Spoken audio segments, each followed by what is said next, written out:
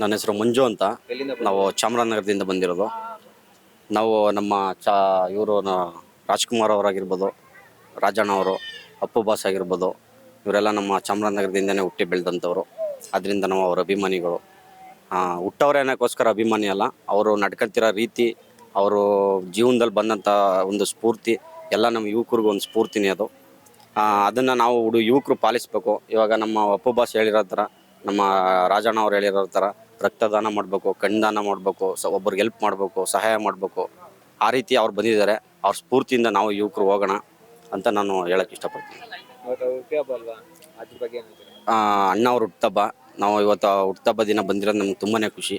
ಏನಂತಂದರೆ ಅಣ್ಣ ಅವ್ರು ಹೇಳಿರೋ ಥರ ಅವ್ರು ಏನು ಹೇಳವ್ರೆ ಅದನ್ನು ಪೂರ್ತಿ ಮಾಡೋಕ್ಕಾಗಲಿಲ್ಲ ಅಂತಂದ್ರೂ ಅದರಿಂದ ಒಂದು 50% ಏನು ಸಹಾಯ ಇದೆ ನಮ್ಮಿಂದ ಬಡವ್ರಿಗೆ ಅಥವಾ ನಮ್ಮ ಯುವಕರಿಗೆ, ಒಂದು ಓದೋವಂಥ ವಿದ್ಯಾರ್ಥಿಗಳಿಗೆ, ಅನಾಥಾಶ್ರಮಗಳಿಗೆ ಒಂದು ಊಟದ ವ್ಯವಸ್ಥೆ ಆಗಿರ್ಬೋದು, ಓದೋ ಹುಡುಗರಿಗೆ ಒಂದು ಬುಕ್ಸು, ಪೆನ್ಸು, ಆ ಥರ ವ್ಯವಸ್ಥೆ ಆಗಿರ್ಬೋದು, ಅದನ್ನು ಅಣ್ಣ ಅವ್ರ ಹೆಸರಲ್ಲಿ ಕೊಟ್ಟು ಇವತ್ತು ಅವರ ಒಂದು ಹುಟ್ಟಿದ ಹಬ್ಬನ ವಿಶೇಷವಾಗಿ ಆಚರಿಸೋಣ ಅಂತ ಹೇಳ್ತೀನಿ ಸರ್.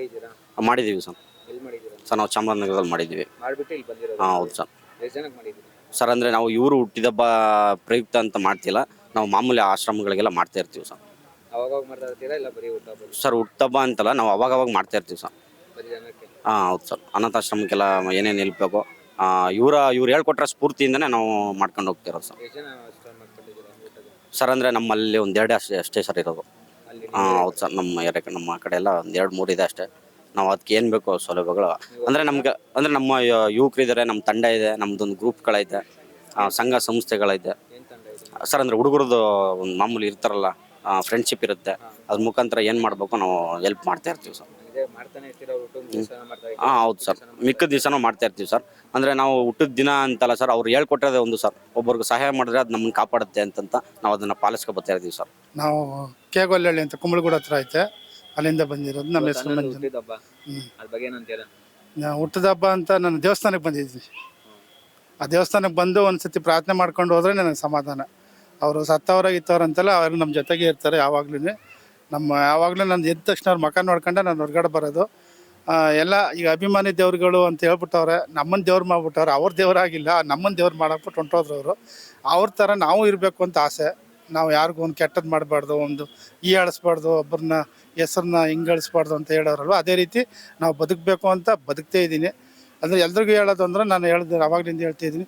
ಈಗ ಒಂದು ನಮ್ಮ ಮೈನಿಂದ ನಾವು ಏನೋ ಒಂದು ಬಾಟ್ಲು ರಕ್ತನೋ ಕಣ್ಣನ್ನು ಸತ್ತ ಮೇಲೆ ಏನು ವೇಸ್ಟ್ ಆಗಬಾರ್ದು. ಅವ್ರು ಹೆಂಗೆ ಮಾಡೋರೋ ನಾವು ಮಾಡೋದ. ಈಗ ನಾನು ಇದುವರೆಗೂ ರಕ್ತದಾನ ಮಾಡ್ಕೊಂಡು ಬರ್ತಾಯಿದ್ದೀನಿ. ನಂದು 52 ಬಾಟ್ಲು ಆಯಿತು, ಆಯಿತಾ. ಆಮೇಲೆ ಅಂಗಾಂಗ ದಾನ ಮಾಡಿದ್ದೀನಿ, ಎಲ್ಲ ಮಾಡಿದ್ದೀನಿ. ಎಲ್ರಿಗೂ ಅದೇ ಹೇಳೋದು, ನಮ್ಮ ಕೈಲಿ ಏನು ಕೊಡೋಕ್ಕಾಗಲಿಲ್ಲ ಅಂದ್ರೆ ನಾವು ಇಷ್ಟಾರ ಒಂದು ಸಾಧನೆ ಮಾಡ್ಕೊಂಡು ಹೋಗೋದ. ಯಾರ್ಯಾರೋ ಕೋಟಿಗಟ್ಟಲೆ ಖರ್ಚು ಮಾಡಿದ್ರು, ನಾವು ದೇವ್ರು ಕೊಟ್ಟಿರೋ ಹೃದಯ ಸತ್ತ ಮೇಲೆ ಮಣ್ಣು ಮಾಡೋಕ್ಕಂತೂ ಏನಾರ ಒಂದು ಸಾಧನೆ ಮಾಡೋದಂತ ಒಂದು ಅಭಿಮಾನಿಗಳಿಗೆ ಹೇಳೋದು. ಅಣ್ಣ ಅವರು ಫಸ್ಟ್ ಎಲ್ಲ ಆಶ್ರಮಕ್ಕೆ ಅವ್ರ ಮಕ್ಕಳಿಗೆ ಎಲ್ಲ ಹೆಲ್ಪ್ ಮಾಡ್ತಾ ಇದ್ರು. ನಿಮ್ದು ಏನು ಮಾಡ್ತಾ ಇದ್ರು? ನಮ್ದು ಅದೇ ಅಲ್ಲ, ನನ್ನ ಹತ್ರ ದುಡ್ಡು ಕಾಸಿಲ್ಲ ಕೊಡೋಕ್ಕೆ. ರಕ್ತದಾನ ಮಾಡೋದು ಮಾಡಿಸೋದು. ಈಗ ಎಲ್ಲಾರು ಒಂದು ಪ್ರೋಗ್ರಾಮ್ ಇದ್ರೆ ಒಂದು ಕ್ಯಾಂಪ್ ಇಡ್ಸೋದು ನಾವೇನೆ ಸುಮಾರು ಕಡೆ ಮಾಡಿಸ್ತಾ ಇದ್ದೀನಿ. ಈಗ ಯಾರು ಒಂದು ಅಣ್ಣವ್ರು ಬರ್ತಡೇ ಮಾಡ್ತೀನಿ, ನಾನು ಹೋಗಲ್ಲಿ ಮಾಹಿತಿ ಕೊಡ್ತೀನಿ, ಒಂದು ಈ ರೀತಿ ಮಾಡಿಸಿ ಅಂದರೆ ಅವ್ರು ಕರೆಸಿ, ನಾನು ಅಲ್ಲೇ ಕರೆಸ್ತೀನಿ. ಸುಮಾರು ಕಡೆ ಮಾಡಿಸಿದ್ದೀವಿ.